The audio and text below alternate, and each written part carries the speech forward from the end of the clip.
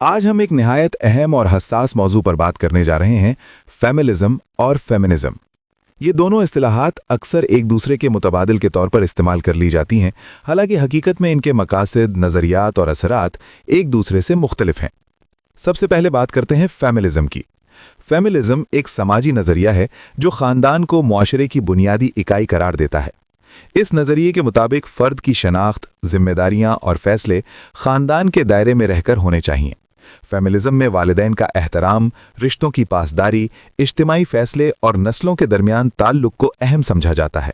ताहम जब फेमिनिज्म हद से तजावुज़ कर जाए तो ये नेपोटिज्म, औरत पर गैर ज़रूरी दबाव और ज़ाती आज़ादी की कमी का सबब भी बन सकता है, ख़ास तौर पर जब ख़ानदान के नाम पर किसी फ़र्द के हुकूक सल्ब किए जाएं।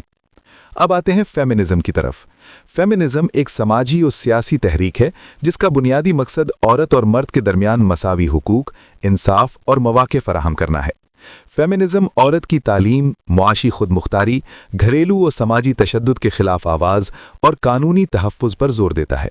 लेकिन जब फेमिनिज्म इंतहा पसंदी की शक्ल इख्तियार कर ले तो ये ख़ानदान की अहमियत को कमतर दिखाने, सिनफी तसादुम और मर्द और औरत को एक दूसरे का मुखालिफ बनाकर पेश करने लगता है। ये एक अलग मौजू है कि एक मुसलमान को और मुस्लिम मुआशरे को फेमिनिज्म की ज़रूरत है भी या नहीं। इस पर हम अलग से वीडियो बनाएंगे। अब सवाल यह है कि असल फ़र्क क्या है। फेमिनिज्म ख़ानदान को मरकज़ मानता है, जबकि फेमिनिज्म फ़र्द की आज़ादी को। फेमिनिज्म जिम्मेदारी और कुर्बानी की बात करता है, फेमिनिज्म हुकूक और खुदमुख्तारी की।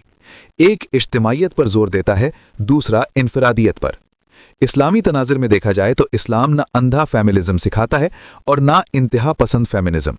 इस्लाम ख़ानदान को बुनियाद मानता है, मगर औरत को मुकम्मल हुकूक, इज़्ज़त, विरासत, तालीम और राय की आज़ादी भी देता है। लिहाजा असल हल तवाज़ुन में है, ऐसा निज़ाम जहाँ ख़ानदान भी महफूज हो और औरत के हुकूक भी।